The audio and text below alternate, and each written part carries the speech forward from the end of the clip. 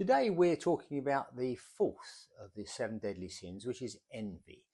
Envy sounds fairly harmless. It's basically longing for something someone else has, saying, if only I had that, I'd be happy. You can envy someone for money, for cars, houses, looks, good looks, fame, awards they might get, or recognition, all sorts. There's no end to it really. And it's such a colossal waste of energy. And it's a very sad thing, really. If you look at people who have those things, fame especially, and wealth and power, are they happier than the rest of us? I think not. Do people who are famous and wealthy, do they have more divorces? I think they do. Do they have children who won't speak to them very often? Do they have lots of drug problems and alcohol problems? Yes, they do. Are they having court battles constantly with different people? Yes, they are. But their lives aren't much better than the rest of us. They're just full of nonsense, really. Yet so many people say, if only I could be like them, life would be wonderful. It's curious to me. It's a very delusional thing to have. Now, I know of a house nearby here that I saw a thing in the papers about this house. It's a beautiful house, amazing gardens and views.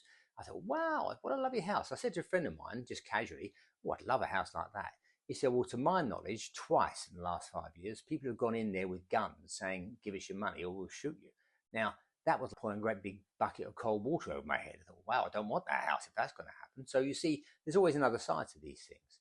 There's a lot to be said for a simple life. A simple life, I've been all over the world really, and I walk down the beach in India times and you see people who have absolutely nothing in terms of material goods, and they're so happy. They've great big smiles on their faces because they have this wonderful simplicity. So there's lots to be said for that. So what do you do about it if you're envious? Well, every one of the deadly sins has a complementary virtue. So if you have pride, then you go the other way. You become humble. How do you become humble? Put all your attention to helping other people. If you have avarice, which is love of money, you start doing charity, giving things to people. That gets you the opposite way.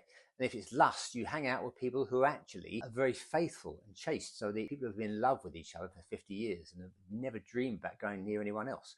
And with envy, the opposite is gratitude. So what you do, you wake up in the morning, make a list of things to be grateful for. You're still alive. You have family that love you. You have a place to live. Make a long, long list of all the things that are good. And then that is the antidote. So if you want to get rid of envy, start being grateful for everything. It's a great practice. Thanks for listening.